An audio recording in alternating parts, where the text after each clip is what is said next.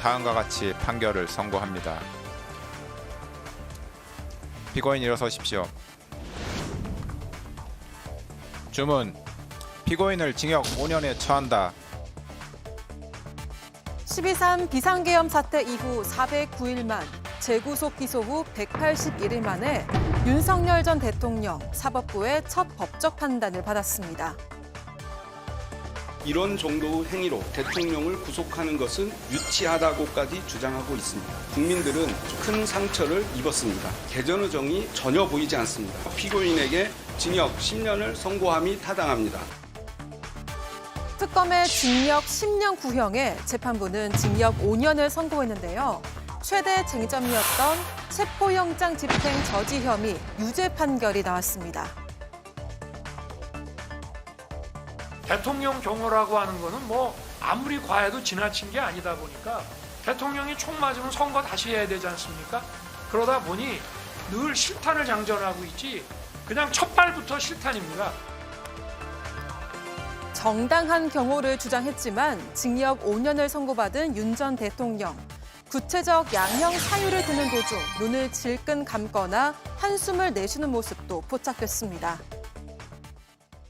네, 오늘도 역사적인 현대사의 한 장면이 펼쳐졌습니다. 오후 2시부터 서울중앙지방법원에서 진행된 윤석열 전 대통령 체포 방해 사건 등 1심 선고. 물론 지난번에 사형이 구형된 내란 사건, 본류 사건에 대한 1심 판단은 아닙니다. 그 이외에 부수적인이라고 표현하면 조금 무리가 있을지 모르겠습니다만 관저 체포를 방해했다. 국무회의 전에 심의권을 침해했다. 이런 여러 가지 혐의에 대한 판단이 오늘 나온 겁니다. 공소사실 대부분이 유죄로 인정됐습니다. 징역 5년이 선고됐습니다. 실시간으로 중계됐습니다. 선고 장면 일부를 보여드립니다. 피고인은 대통령으로서 누구보다 헌법을 소화하고 법질서를 준수할 의무가 있는데도 도리어 헌법과 관련 법령에서 대통령의 독단과 권력의 남용을 방지하기 위하여 규정한 절차적 요건을 경시하는 태도를 보였으므로 이는 비난받아 마땅합니다. 정당한 공권력 행사를 무력화시키고 중대한 범죄에 해당하는 점, 피고인이 범행에 이르게 된 경위, 구체적인 범행 내용 등에 비춰 보면 피고인의 죄질이 매우 좋지 아니합니다. 그런데도 피고인은 이 사건 범행에 관하여 납득하기 어려운 변명으로 일관하면서 자신의 잘못을 반성하는 태도를 전혀 보이고 있지 아니합니다. 이와 같은 점들에다가 당시 대통령이었던 피고인의 이 사건 범행으로 인하여 훼손된 법치주의를 바로 세울 필요성이 있는 점 등을 더하여 볼 때 피고인에게는 그 죄책에 상응하는 엄중한 처벌이 필요합니다. 다음과 같이 판결을 선고합니다. 피고인 일어서십시오. 주문. 피고인을 징역 5년에 처한다. 예, 먼저 두 법조인께 의견을 여쭐게요. 오늘 1심 선고 징역 5년형이 나왔습니다. 조윤삼 위원님, 일단 전체적으로 어떻게 보셨는지 총평을 좀 들어볼게요.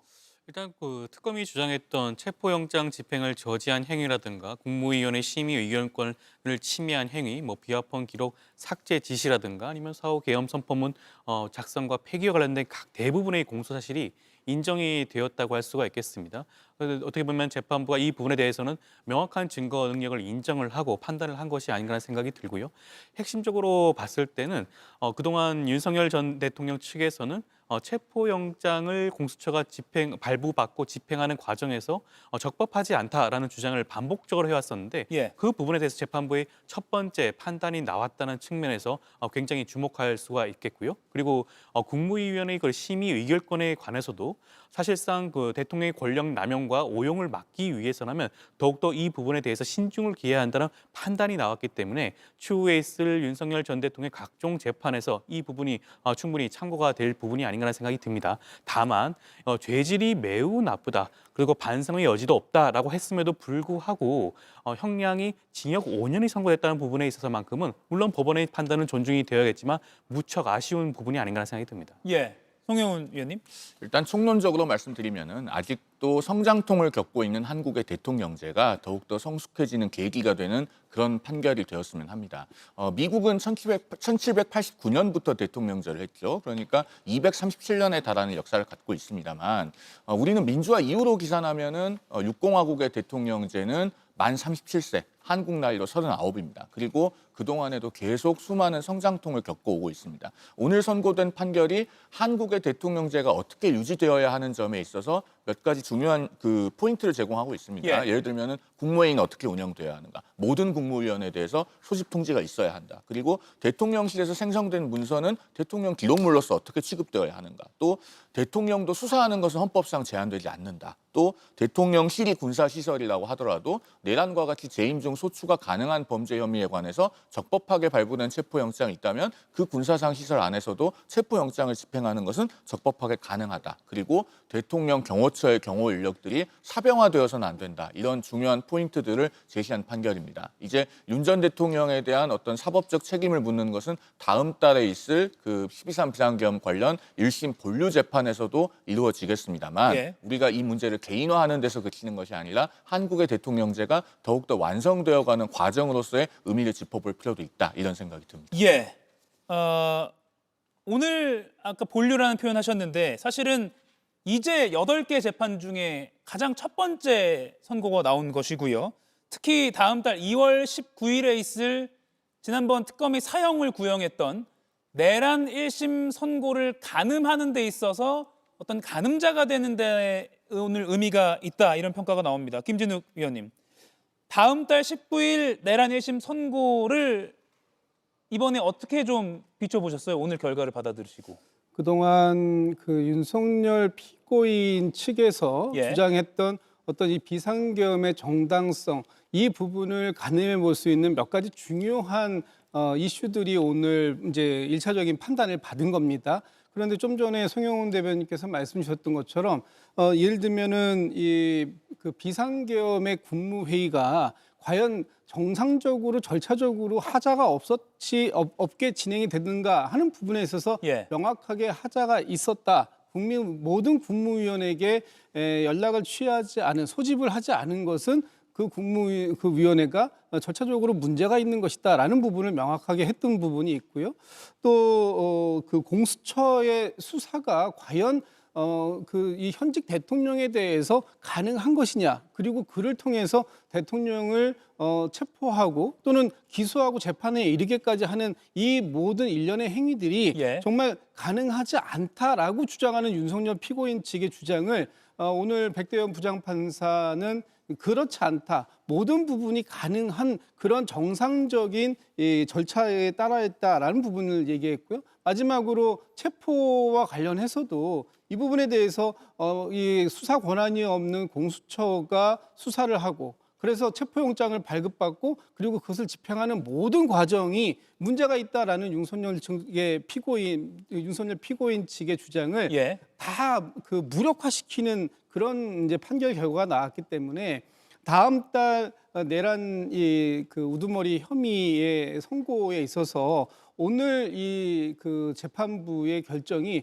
상당히 중요한 미리 보기 또는 예고편과 같은 그런 역할을 할 수 있다라고 저희가 생각해 볼 수 있을 것 같습니다. 자세히 하나하나 또 뜯어 볼 텐데요. 우선 조금 전에 들어온 속보에 따르면 윤 전 대통령 측 법률 대리인단이 오늘 사건에 대해서는 다음 주 초중반쯤에 항소장을 제출할 계획이 있다, 이렇게 밝혔고요. 내란 특검에서는 오늘 선고와 관련해서 판결문 분석을 통해서 법원의 양형 그리고 일부 무죄 사유를 정밀하게 검토할 예정이다라고 밝혔습니다. 일단 윤 전 대통령 측은 다음 주 초중반쯤에 항소장 내겠다, 이렇게 밝혔네요. 그리고 오늘 선고 기일 끝나고 나서 윤 전 대통령 측 변호인도 카메라 앞에 서서 재판부를 비판하는 듯한 발언을 했습니다. 들어보시죠. 이 논리가 그대로 유지된다면 향후 어떠한 대통령도 위기의 상황에서 결단을 내릴 수 없게 되며 통치행위는 언제든지 사후적으로 범죄로서 재구성하게 될 위험에 놓이게 됩니다. 이 사건의 피고인은 개인 윤석열이기 이전의 국가 원수였습니다. 정치화해서 지금 판결을 내린 점에 대해서 강력한 유감을 표하는 바입니다. 예, 한마디로 국가 원수의 정당한 통치 행위였다 이런 주장을 계속하고 있는 건데 김인영 의원님 어떻게 보셨어요? 대통령의 권한은 헌법에 명시되어 있습니다. 그 권한을 행사하려면 적법 절차에 따라서 행사한다면 아무런 문제가 없습니다. 저는 윤 전 대통령 변호인 측의 논리를 크게 동의하지 못하겠습니다. 저뿐만 아니라 오늘 윤 전 대통령 측에서 정치화된 판결이라고 주장하는 거에서 많은 국민들이 동의하지 못할 거라고 생각을 합니다.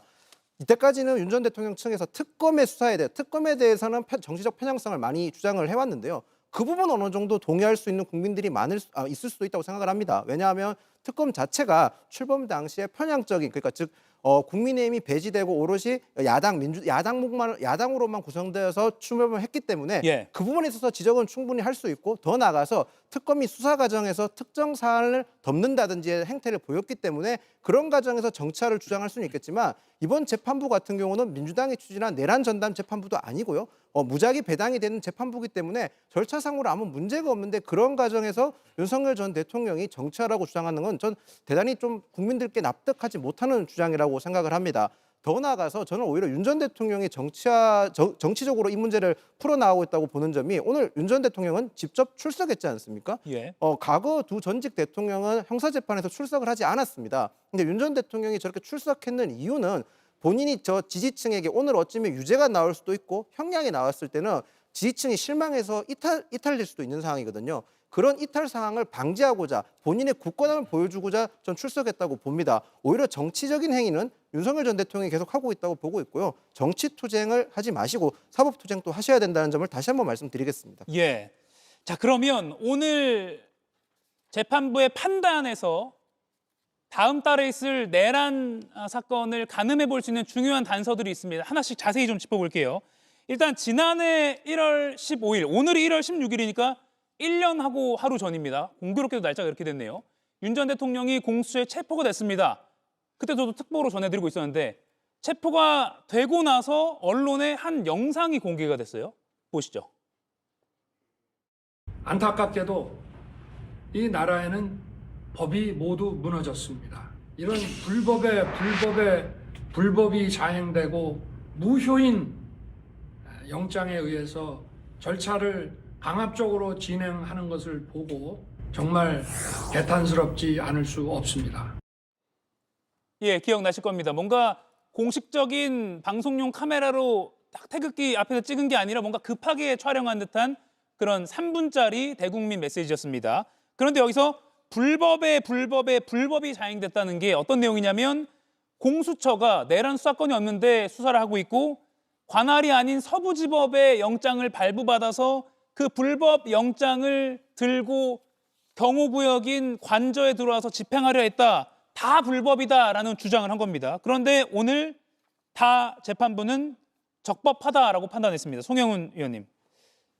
공수처에 내란 수사권이 있다라고 판단한 것, 그리고 서부지법에서 영장 발부받은 것도 적법하다고 하는 거, 이거 어떤 논리로 그렇게 된 겁니까? 이 부분은 이제 사법적으로도 예. 그리고 우리 사회적으로도 굉장히 의미가 큰 부분이다라고 평가할 수 있겠습니다. 일단 그동안의 과정을 쭉 돌이켜보면 2024년 12월 30일에 공수처가 이른바 1차 체포영장을 발부받았을 때 예. 그 당시부터 윤 전 대통령 측에서는 공수처는 수사권이 없다라고 주장하면서 그 체포영장의 적법성을 부인했었습니다. 그런데 당시 1차 체포영장, 그리고 윤 전 대통령의 변호인들이 법률상 근거가 없음에도 불구하고 신청했던 이른바 체포영장에 대한 이의 신청, 법원에서 기각 결정이 나왔죠. 예. 그리고 그 이후에 2차 체포영장, 또 체포 집행 이후에 체포 적부심, 그리고 구속영장 발부에 이르기까지 적어도 5단계에서 법원은 일관되게 공수처가 수사권이 있고, 그다음에 체포영장을 발부를 해주고 그것이 적법하다는 것을 확인을 해주었습니다. 그러나 윤 전 대통령 측에서는 계속 그것을 부정해 왔는데,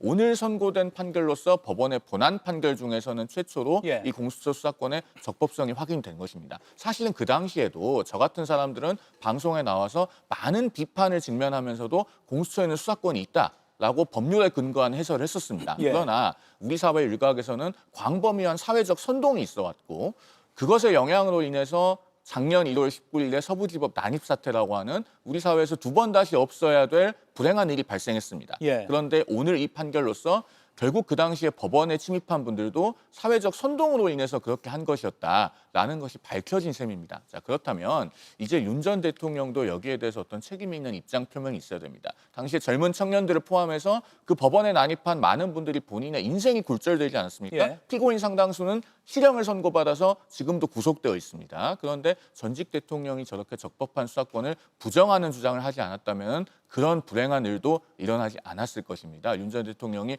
법원의 판결이 나온 시점이니만큼 예. 이제라도 본인의 어떤 그 책무를 좀 이행해 주십사 하는 말씀을 드리겠습니다. 예. 지금 송 의원이 말한 것처럼 영장 발부도 뭐 서부지법도 관할도 아니고 그리고 공수처가 나를 체포하는 것도 다 불법이었다라고 그 작년 1월의 상황을 주장했잖아요. 영상으로 저희가 보여드렸습니다. 그런데 오늘 명백하게 그게 반박이 된 것 같습니다. 그렇습니다. 윤석열 피고인이 당시 그 전 대통령 입장에서 이것이 다 모든 것이 불법이다라고 얘기했지만 그 모든 것이 다 적법했다라는 것이 오늘 법원의 법적 판단입니다. 그리고 오늘 백대현 부장판사의 이 그 논리 전개 흐름이 매우 명쾌합니다. 그리고 아주 구체적으로 논리가 전개가 되어 있어서 왜 이것이 합법적인가 하는 부분에 대해서 이의를 달 수 없을 정도로 그렇게 명확하게 판결이 나왔는데 예. 저는 지금 윤석열 피고인 측의 방어 전략이 상당히 문제가 있었다라고 얘기를 할 수밖에 없을 것 같습니다. 지금 이 모든 것이 그 불법이었기 때문에 애초에 이 재판 자체가 성립할 수 없다라고만 주장을 했지 실질적으로 그와 관련된 아주 구체적인 내용들에 대해서는 전혀 변호 전략을 쓰지 못했고 거기에 어떤 정치 선동과 같은 그런 메시지들을 자꾸 이 변호인들이 내면서 오히려 재판부가 뭔가 이것에 대한 이 개전의 정을 찾아볼 수 없는 그런 상황들을 만들었다. 그래서 오히려 이 지금 이 윤석열 피고인 측의 재판 이 방어 전략이 예. 오히려 본인들 스스로의 함정으로 빠져들어간 것이 아닌가 이렇게 판단해 볼 수도 있을 것 같다는 생각이 듭니다. 예. 방어 전략의 근간에 어떻게 보면 흔들리는 오늘 재판부의 판단이 나왔습니다. 백대현 부장판사 체포집행 방해 혐의와 관련해서는요. 공무원들에게 의무 없는 일을 하게 했다라고 판단했습니다. 김성훈 차장과 이광우 경호본부장은 경호처 소속 공무원들에게 공수처의 영장 집행에 대해서 더욱 강경한 입장을 피력하면서 영장 집행에 대비하여 차벽 및 윤형 철조망 설치, 인간 스크럼 훈련, 총기 배치와 위력 순찰을 지시하였습니다. 이러한 업무들은 경호 업무와 관련 없는 것이므로 김성훈 차장과 이광우 경호본부장은 직권을 남용하여 경호처 소속 공무원으로 하여금 의무 없는 일을 하게 한 것으로 판단됩니다. 그리하여 피고인이 김성훈 차장, 이광우 경호본부장과 공모하여 경호처 소속 공무원들에 대해 의무 없는 일을 하게 한 사실도 인정됩니다. 이 부분 피고인에 대한 직권 남용 권리 행사 방해 공소 사실도 유죄로 인정됩니다. 조현선 위원님, 제가 쉬운 말로 여쭙게요. 작년 1월 초에 그 한남동 관저 저희도 뉴스특보 전해드렸는데 그때 공수처 그리고 공수처의 지원 요청을 받은 경찰이 들어가서 집행하려고 했는데 철조망 화면에 등장하고 장갑차 등장하고 막 그랬잖아요. 그거 다 불법이라고 지금 판단을 한 거죠? 그렇다고 할 수가 있겠습니다. 예. 만약에 경호처가 정당한 그런 공무 집행을 했다라고 한다면 뭐 위력 순찰이든 뭐든 다 가능했겠죠. 사실 경호처 입장에서는 현직 대통령을 보호해야 될 중요한 책무가 있지 않겠습니까? 그렇지만 이 사건의 경우에는 적법하게 발부된 체포영장이 있는 겁니다. 체포영장에 기해서 공수처가 이를 집행하는 과정이기 때문에 이런 경우에는 이런 위력 순찰과 관련된 각종 공무 집행의 그런 혐의가 인정이 된다라는 것을 말씀을 드릴 수가 있는 부분이고요. 그렇다고 한다면 이번 영장 집행 과정에서 나왔던 경호처의 이런 행위 자체에 대해서 예. 윤석열 전 대통령이 책임 없는 일을 하게 만들었다라는 부분을 인정했다고 볼 수가 있겠습니다. 예. 그러니까 대통령이니까 공수처, 경찰 들어와도 우린 막아야 돼라고 했던 일부 경호처 직원들 간의 그런 주장이나 또는 이거 불법이니까 기각될 거야라고 했다고 밝혀진 대통령의 그런 지시 이런 거는 다 근간인 체포영장이 적법했고 집행이 적법했기 때문에 다 깨지는 거다라고 볼 수 있겠네요. 알겠습니다. 그리고 공수처의 체포영장 청구 한번 시간을 되돌려 볼게요. 2024년 12월 말이었습니다. 공수처가 서울 서부지법에 체포영장을 청구했고 발부가 됐습니다. 앞서 말씀드린 대로 왜 서부지법이냐라고 윤석열 전 대통령 측은 주장했지만 그거 오늘 깨졌습니다. 그리고 1차 체포영장 집행 새해가 밝고 3일 지나서 이렇게 됐는데 불발이 됐고요. 1월 15일 2차 체포영장 집행이 됐을 때 사상 첫 현직 대통령 신분으로 체포가 됐습니다. 그리고 앞서 제가 보여드린 불법의 그 영상을 윤 전 대통령은 언론에 배포했죠. 그런데 어제 JTBC 단독 보도가 있었습니다. 공수처가 긴급 체포를 시사한 이 2024년 12월 11일부터 윤석열 당시 대통령실의 경호처는 긴급 체포가 집행될 때 현장 대응 방안이라는 것을 검토했던 겁니다. 이 문건을 보면요. 체포영장 집행은 제한하기가 어렵다. 형사소송법 조항으로 봤을 때 제한이 불가하다라고 이미 이렇게 판단을 했다는 거예요. 김인영 의원님, 알고 있었어요. 오늘 1심 판단과 비슷한 분석을 한 거예요. 공수처가 영장 집행을 하려고 하면 우리가 이거 못 막아라고 이미 그때 경호처는 판단한 거네요. 그러니까 저는 사실 예. 오늘 재판에서는 비상계엄이 적법하지 않았다가 가장 중요한 판결 내용이었을 거라고 봅니다. 예. 그런데 저는 개인적으로 경호처의 사병화에 대해서 재판부가 어떻게 판결 내릴지 굉장히 유심 있게 봤었습니다. 예. 그 이유는 윤석열 전 대통령이 체포 저지 과정에서 경호처를 사병화하는 게 너무 뚜렷하게 보였습니다. 그 결과 경호처는 국민적 신뢰도를 굉장히 잃어버렸죠. 사실 경호처는 우리나라에 반드시 필요한 조직입니다. 우리나라는 분단 국가이기 때문에 경호처처럼 군과 경찰을 통솔할 수 있는 기구가 반드시 필요한 조직인데 지금 이 상황에서 경호처에 대한 존재가 과연 필요한가라는 의구심을 가지는 국민도 많아졌습니다. 사실 경호처는 오욕의 역사를 가지고 있었기 때문에 그동안 경호처는 국민께 신뢰를 가지기 위해서 굉장한 많은 노력을 해왔던 것도 사실입니다. 하지만 윤석열 전 대통령이 경호처를 사병함으로써 그 신뢰도 오랫동안 신뢰를 쌓아온 노력이 물거품됐다는 점에서 저는 굉장히 개탄스러웠고요. 더 나아가서 또 한 가지 문제점을 지적하고 싶은 거는 이번에 경호처에 관련돼서 국민들께서 굳이 알 필요 없는, 아니 어찌 보면 국가 기밀적인 사안들이 너무 많이 노출됐습니다. 경호처가 운영하고 있는 기동타격대 CA팀이라든지 아니면 예. 33 경비단 이런 경비단이 운영되고 있다는 내용을 사실 그건 알면 안 되는 내용이거든요. 국가 기밀 사항이기 때문에 알면 안 되는 내용인데 너무나 많이 노출되었고 경호관들이 가지고 있는 화기라든지 아니면 경호 전략이라든지 이런 것들이 너무 많이 노출되어서 앞으로 이 경호처가 다시 재건하고 더 나아가서 국민적 신뢰를 받는 게 굉장히 어려운 상황에 직면할 것 같다는 생각이 듭니다. 윤석열 전 대통령이 이 부분에 있어서만큼은 추후에라도 다시 한번 사죄의 의미를 국민에게 밝히는 게 더 나아가서 자신의 명명에 따라서 불필요한 오해를 받게 된 경호처에 대해서도 충분한 사과의 입장을 밝히는 게 맞지 않나 생각을 합니다. 예. 그리고 오늘 백대현 재판부가 경호처 공무원들을 자신의 안위를 위해서 사실상 사병화했다라는 표현을 썼습니다. 체포영장 집행을 막으면 안 된다는 걸 알면서도 막으라고 종용했어요. 그러니까 불법을 강요했다라고 재판부는 명확히 판단한 것 같습니다. 그렇습니다. 이 부분이 이제 직권남용 부분이 되는 것인데 경호처에게 나를 체포하지 못하도록 어떠한 수단과 방법을 가지지 말고 무력을 필요하면 무력을 사용해서라도 막아라라고 얘기하는 것. 이미 그 전에 경호처는 지금 윤석열 전 대통령에 대해서 체포영장이 집행된다면 이걸 막을 수 없다라는 걸 충분히 인식하고 있었음에도 불구하고 대통령이 경호처장, 경호차장, 나중에 이제 직무 대행이 되었습니다만 경호본부장 이런 사람들에게 직접적으로 나를 지키기 위해서 법을 위반해도 좋다라는 식의 어떤 그 지시 행위가 명확하게 있었다라는 것이 오늘 재판부의 판단이고요. 그 판단에 의해서 지금 이 대통령의 경호처가 본인의 직무와 무관하게 그 대통령 개인을 위한 사병의 역할을 할 수밖에 없게 만들었다라는 것. 이 부분에 대해서도 무거운 책임을 물었다 이렇게 봐야 될 것 같습니다. 예. 지금 우리 일화 가족 여러분께서도 작년 1월 초 뉴스특보로 보셨던 그 한남동 관저 앞에 그 난리 법석 그 상황. 왜 공수처가 적법한 영장을 집행하려고 하는데 대통령이라는 이유로 이게 잘 안 되고 있지? 라고 의구심을 품으셨던 것. 불법이라고 오늘 1심 판단이 나왔습니다. 그렇게 막아서는 안 됐다.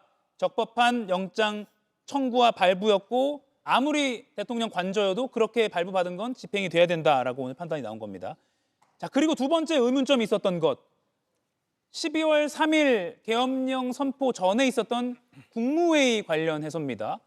뭐 법적으로 따지면 국무위원들의, 즉 뭐 총리나 장관들의 심의 의결권을 침해했느냐 안 했느냐인데, 일단 이 부분에 대해서는 일부 유죄 판결이 나왔습니다. 일부 유죄인 이유는 늦게 도착해서 참석하지 못한 2명에 대해서는 고의를 인정하기 어렵기 때문이다라는 게 일부 무죄로 보이고요. 나머지 상황, 그러니까 전체 국무위원을 모두 연락을 돌려서 소집 통지하지 않은 것에 대해서는 심의권을 직접적으로 침해했다라고 판단했습니다. 송영은 의원님. 그러니까 국무회의 아무리 급해도 모든 국무위원들에게 다 착실하게 연락을 돌린 다음에 다 소집해야 된다는 게 기본 원칙이라는 거죠. 원칙적으로 그렇게 해야 된다는 의미의 판결로서는 최초의 판결이 아닌가 싶습니다. 예. 제가 앞서 서두에도 한국의 대통령제가 성장 발전하는 과정에 있다는 취지의 말씀을 드렸는데 예. 바로 이런 부분입니다. 그러니까 국무회의를 소집할 때 국무위원 전원에게 반드시 소집을 하여야 하고, 그렇지 않으면은 국무회의 소집권자의 직권남용 권리행사 방해가 된다. 라고 하는 최초의 판결이거든요. 다만 이 사건에서는 한번 이면을 짚어볼 필요도 있습니다. 사실 법논리적인 측면으로 보면은 재판부가 판단한 것처럼 국무회의 소집 통지를 받지 못한 국무위원들이 권리 행사를 방해받았다, 이렇게 볼 여지도 있을 겁니다. 예. 그런데 저는 한편으로 실질적으로 보면 영문도 모르고 국무회의를 한다는 명목으로 그 12월 3일 밤 10시경에 대통령실에 불려온 국무위원들이 어떻게 보면은 의무 없는 일을 하도록 강요받은 것이 아닌가, 그런 생각이 듭니다. 그러니까 위헌위법한 비상계엄을 하기 위한 어떤 일종의 요식행위로서 국무회의를 개최하면서 그 자리에 참석한 국무위원으로서 기록을 남기고 싶은 사람이 누가 있었겠습니까? 물론 이제 이상민 행안부 장관처럼 내란 주요 임무 종사 혐의로 기소되어 있는 국무위원도 있지만 그렇지 않은 국무위원들, 예를 들면은 뭐 송미령 농림부 장관이라든가 이런 인사들을 이야기하는 겁니다. 예. 그런 경우가 오히려 역으로 직권남용에 해당하는 것이 아닌가라는 생각이 들어서, 법원에서는 향후에 이런 판단이 유지가 되어서 연락을 받지 못한 국무위원들에 대한 그 심의권을 침해했다, 이렇게 판단을 할지라도 아마 역사적인 관점에서는 그 국무회의에 영문도 모르고 불려온 국무위원들에 대한 일종의 직권남용 권리행사 방해 내지는 강요가 있었다, 예. 이런 평가가 있지 않을까 하는 생각도 해봅니다. 그런데 이 국무회의에 모든 국무위원을 소집 통보하지 않은 것에 대해서 윤석열 전 대통령 측은 이렇게 주장했었거든요. 밀행성 그리고 긴급성, 그러니까 이거 좀 조심조심 했어야 되고요. 그리고 빨리 좀 불러서 결정해야 되는 상황이 있었어요라는 게 밀행성 그리고 긴급성이라고 하겠죠. 그런데 조윤선 위원님, 이거 헌법상의 예외 규정이 없다라고 오늘 재판부가 판단했습니다. 그렇죠. 우리 법률에 따른다고 한다면 관련 내용이 나와 있지는 않습니다. 예. 국무위원들 심의와 의결을 거쳐야 한다고만 되어 있기 때문에 그런 부분들에 대해서 재판부가 판단을 한 것으로 보여지고요. 오히려 밀행성이 있다라고 한다면 그 부분에 대해서 전체의 국무위원들을 소집을 해서 그런 부분들에 대해서 의견을 듣는 것이 더욱더 적절하지 않았냐라는 것이 재판부의 판단으로 보여지고요. 오히려 특정 국무위원들만 부르는 것 자체가 예. 차별성이 없다라는 겁니다. 만약에 그런 긴급성과 밀행성을 위해서 특정 국무위원들만 소집을 할 필요성이 있다고 한다면 그 부분을 제대로 소명하고 입증을 해야겠죠. 그렇지만 그런 소집되지 않은 국무위원과 소집된 국무위원 간의 차이가 없기 때문에 그러한 부분도 재판부가 받아들여지지 않은 것으로 보여지고요. 예. 국무위원들의 이러한 심의권과 의결권을 침해한 것으로 일단 판단을 받았기 때문에 추후에 있을 내란 수계 사건이라든가 그런 각종 재판에서 이 부분에 대해서는 어떻게 보면 선제적인 그런 판단을 받았기 때문에 다른 형사 재판에도 이 부분이 충분히 반영이 되거나 고려될 여지가 있지 않을까 싶습니다. 예. 오늘 백대현 부장판사가 말한 내용 중 이 부분 제가 그대로 읽어드릴게요. 대한민국 헌법 및 계엄법에서 계엄 선포에 관하여 국무회의 심의를 특별히 명시하는 것과 같이 이와 같은 위험성을 가진 대통령의 국가 긴급권 행사의 오남용을 막고 그 독단을 견제하기 위함으로라고 했고요. 그래서 평시의 국가 현안에 관한 국무회의에 있어서 보다 국무위원 전원의 의견을 더욱 경청하고 신중을 기하였어야 합니다. 그러니까 평소보다 이런 뭐 대통령 긴급권, 그러니까 뭐 계엄령 선포 이런 거 할 거면 밀행성, 긴급성이 아니라 더 착실하게 소집 통보해서 더 신중하게 경청하고 논의해라. 이렇게 오늘 아예 좀 선언을 한 거네요. 그렇습니다. 오늘 재판부가 이런 얘기를 했죠. 이 계엄이 국민 전체에게 미칠 영향이 정말 심대할 수밖에 없다면 예. 각 부의 장관들, 국민 민생들을 챙기고 있는 각 부에서 그보다 면밀한 검토하고 이것을 계엄을 할지 말지에 대한 심의를 충실하게 해야 하는 부분이 있었음에도 불구하고 그런 부분들이 사실상 생략되거나 매우 간소화됐다라는 측면, 이런 부분들에 있어서 그 문제 제기를 한 것이고요. 지난번에 윤석열 피고인이 이런 말을 했지 않습니까? 오히려 그 자리에서 국무위원들이 나를 말려줬어야 되는 거 아니냐라는 취지의 발언을 했었는데 예. 만약에 정상적으로 국무위원들이 모두에게 통보가 되었고 그 국무위원들이 정상적 국무회의를 통해서 심의 의결을 진짜로 제대로 할 수 있었다면 아마도 몇몇 사람들이 이런 부분들은 굉장히 위험합니다. 국민 민생에 정말 심대한 영향을 미칠 수 있기 때문에 재고해 주셔야 되겠습니다라는 메시지를 강하게 낼 수도 있었음에도 불구하고 예. 그러지 못했다라는 거. 그리고 본인이 국무위원회를 소집해 놓고 인원수가 맞았다라는 이유로 나는 이제 저기 비상계엄 발동하러 갑니다라고 하고 한 불과 몇 분 만에 수분 만에 그 자리를 이석하고 가서 비상계엄을 선포하는 이런 행위들은 오히려 국무위원들이 충실하게 심의 의결해야 하는 권한을 침해했다, 이렇게 봐야 된다, 이런 판단인 것 같습니다. 예. 쉽게 말하면 국무위원 전원이 아니라 일부에게만 소집 통보를 하고 그 일부만을 가지고 의결을 한 것은 위법하냐 안 하냐에 따라 그 판단은 위법이다. 그러니까 유죄가 오늘 인정이 된 겁니다. 송영훈 의원님, 저희가 지금 방금 자막으로 좀 보내드렸는데 이 내용이 좀 궁금합니다. 국무회의 소집은 내란 우두머리 혐의 사건 공소사실 실현의 전 단계다라고 표현한 게 있어요. 그러니까 이건 이제 윤 전 대통령 측이 이거 이중 기소다라는 걸 주장한 것에 대해서 판단하면서 말을 했는데, 그럼에도 이 문장 자체가 그러니까 국무회의 소집은 내란 행위의 전 단계다라고 표현한 것, 이거는 내란 선고에도 좀 유의미하게 해석해 볼 수 있지 않을까요?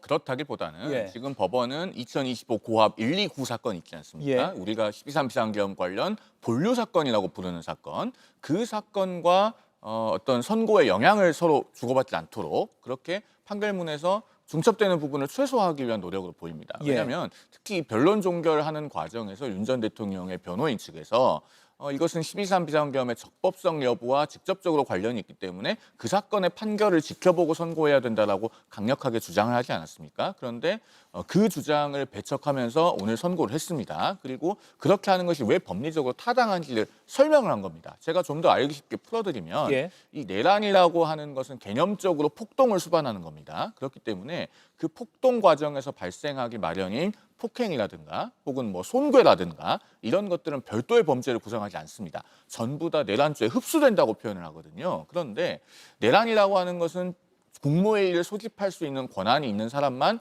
저지를 수 있는 건 아니지 않습니까? 그렇기 때문에 이런 국무회의 소집 과정에서의 직권남용과 같은 행위는 법리적으로 내란죄에 흡수되지가 않습니다. 예. 그렇기 때문에 별도의 범죄를 구성할 수 있고 선고도 그 비상계엄의 적법성 여부와는 별개로 할 수가 있는 겁니다. 그 점을 오늘 재판부가 설명하면서 공소사실 실행 전 단계의 일이고 따라서 내란죄에 흡수되는 것이 아니다 라는 취지를 풀어서 설명한 것이다, 이렇게 이해하시면 될 것 같습니다. 예. 그리고요, 다음 주 수요일에는 한덕수 전 국무총리의 내란 사건에 대한 1심 선고가 나옵니다. 한덕수 전 총리의 내란 사건도 윤 전 대통령의 그 본류 사건인 그 내란 그 사안과 상당히 연관이 많이 되어 있기 때문에 역시 한덕수 전 총리 1심 선고도 가늠자가 될 수 있을 것 같습니다. 김인영 의원님. 그러면 오늘 이 선고 내용도 한덕수 전 총리 선고 내용의 어떤 가늠자라고 할 수 있을 것 같고요. 다 얽혀 있네요. 그럴 수밖에 없을 것 같습니다. 예. 제가 법률가는 아니지만 얼핏 봐도 한덕수 총리가 지금 받고 있는 혐의로 봤을 때 비상계엄 선포 방조죄, 그리고 사후 계엄 선포문 작성 및 부서에 대한 혐의 폐기죄도 있고요. 그리고 예. 더 나가서 윤석열 전 대통령 헌재 탄핵 심판에 나가서서 증인으로서 위증했던 죄가 있습니다. 위증죄 같은 경우는 한덕수 전 총리가 사실을 인정했고 지금 오히려 반성하는 모습을 보이고 있지만, 나머지 죄 같은 경우는 어떻게 보면 본인은 억울하다는 식으로 얘기를 많이 했었는데 오늘로써 비상계엄 선포와 관련된 국무회의는 불법이라는 게 입증됐지 않습니까? 판결이 났기 때문에 한덕수 전 총리 입장에서는 본인의 구형이나 더 나아가서 판결에서 굉장히 불리할 수밖에 없는 상황일 겁니다. 어떻게 보면 한덕수 총리와 윤석열 전 대통령의 가장 큰 차이는 한덕수 전 총리는 본인의 잘못을 인정하고 있는 건데 그거 말고는 양형받을 수 있는 요소가 전혀 없다고 저는 그렇게 생각을 합니다. 예. 앞서 윤 전 대통령 측 변호인이 백대현 재판부를 정면으로 비판하는 목소리도 들려들었는데 윤 전 대통령 측이 반발하는 배경에는 백대현 부장판사의 단호한 진행 태도도 있다 이런 분석이 있습니다. 관련 발언 들어보시죠. 내란에 해당하지 않는다라고 한다면은 대통령의 이 판단권이 존중이 돼야 되기 때문에 이 계엄 선포 자체가 뭐 내란에 해당하는지 불법인지 이 부분은 이 사건 공소 사실의 쟁점은 아닌 것으로 판단이 됩니다. 말씀드린 것처럼 오늘 공판 종결합니다. 다음 기일은 없습니다. 오늘 중이라도 가져오실 수 있으신가요? 예, 증거 신청은 모두 받아들이지 않겠습니다. 문서 송부 촉탁 신청에 대해서 아직 모두 도착하지 않았기 때문에 모두 취소하겠습니다. 예, 그리고 오늘 재판부가 총 징역 5년을 선고하니까 윤 전 대통령은 입술을 살짝 깨물었을 뿐 굳은 표정에 큰 변화는 없었다. 이게 언론 보도에 나온 당시 스케치입니다.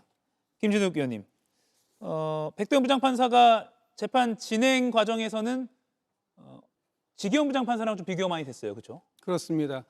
백대현 부장판사는 굉장히 단호한 모습을 많이 보여주셨고 지기현 재판장 같은 경우에는 피고인 측의 어떤 이 요청들 그런 부분들에 대해서 충분히 많이 받아주는 그래서 굉장히 너무 재판을 유연하게 진행하고 있는 거 아니냐 이런 이제 그 비판의 목소리들도 있었는데 그 뭐 재판장들의 어떤 재판 소송 지휘와 관련된 부분에 있어서는 본인의 재량권이 있기 때문에 그런 부분들에 대한 뭐를 그 얘기할 건 아닌 것 같습니다.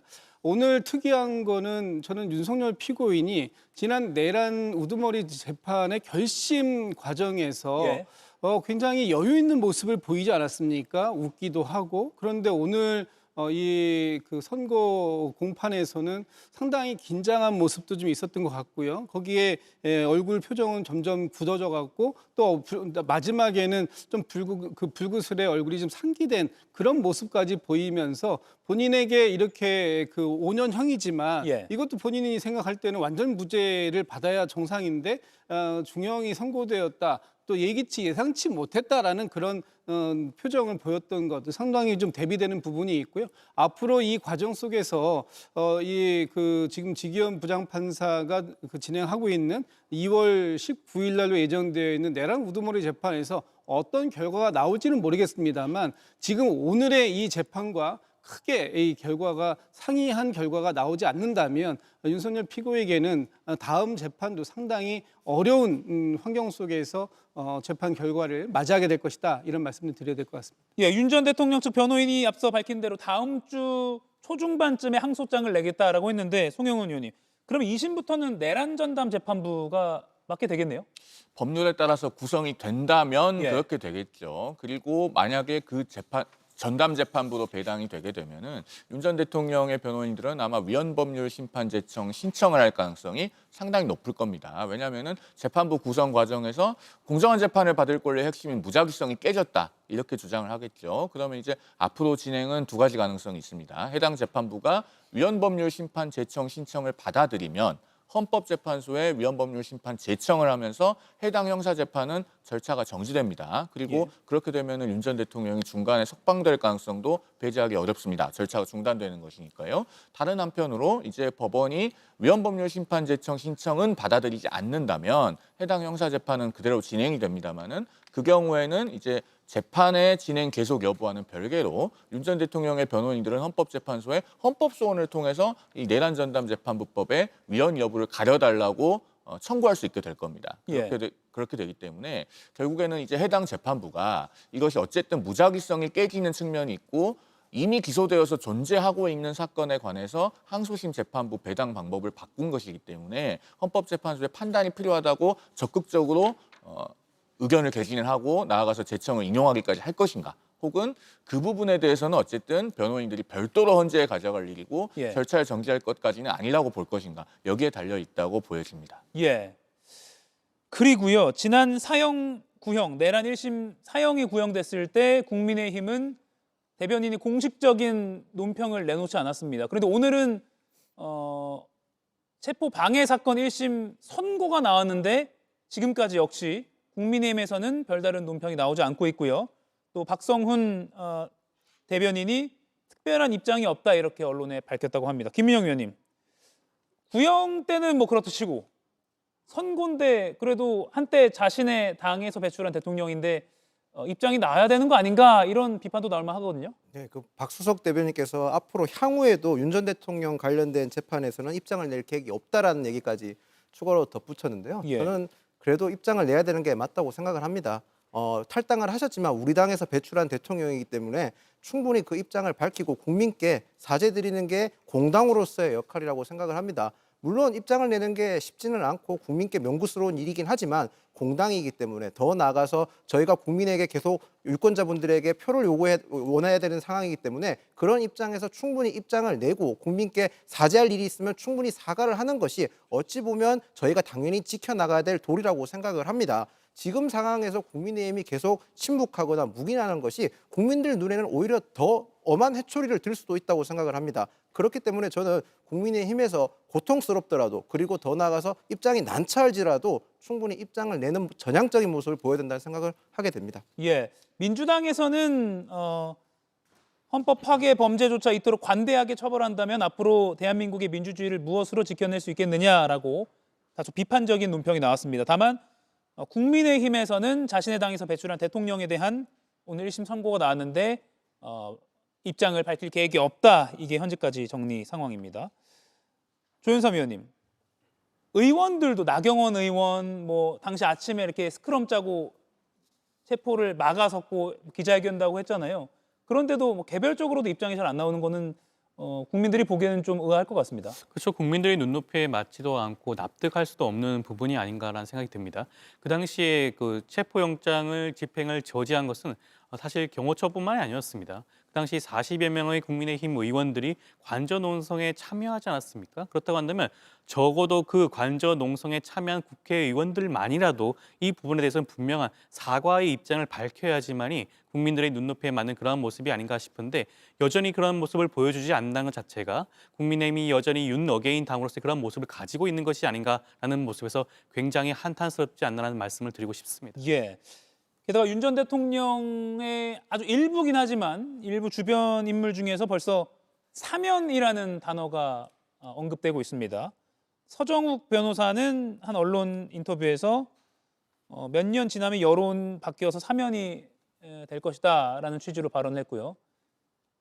다만 강득구 민주당 최고위원은 적어도 50년 후에나 가능하다라고 하면서 사실상 비판적으로 또 이를 반박했습니다. 김진욱 의원님, 사면 이야기는 이거 저희가 질문을 드려야 될까 싶을 정도로 뭐 너무 이른 거 아닙니까? 너무 이런 정도가 아니라 이거는 완전히 연목구호 아닙니까? 이런 지금 1심 선고가 제대로 나오지도 않은 상황에서 벌써부터 사면을 얘기한다? 사면을 얘기한다라는 것 자체가 지금 윤석열 피고인의 내란 혐의에 대해서 인정한다는 뜻 아닙니까? 그렇다면 먼저 그 12.3 비상계엄 내란 사태에 대해서 반성하고 사과하고 그런 진솔한 개전의 정에 있는 모습을 보여야 이 사면 얘기도 나올 수 있는 것이지 예. 지금 대법원의 판단도 나오지 않은 이런 상황들 속에서 너무나 이런 얘기다라는 얘기 말씀드리고요. 솔직히 지금 역대 대통령들이 이런 내란은 아니었습니다만. 어쨌든 이런 상황에서 대통령들에 대한 사면이 있었던 것, 국민 통합을 명분으로 해서 있어 왔는데 지금 윤석열 피고인이 전직 대통령으로서 국민 통합을 위해 앞장선 것이 아니라 오히려 국민을 분열시키기 위해 앞장섰고 헌법 헌정 질서를 파괴하는 데 선봉에 섰던 사람이라면 그 부분에 대한 진솔한 반성이 없는 한 그 어떤 것도 용서될 수 없는 상황이다 이런 말씀을 드리고 싶습니다. 예, 아직 내란 우두머리 혐의 본류인 1심 선고가 나오지도 않은 상황입니다. 다음 달 19일에 윤석열 전 대통령 내란 1심 선고가 예정돼 있습니다.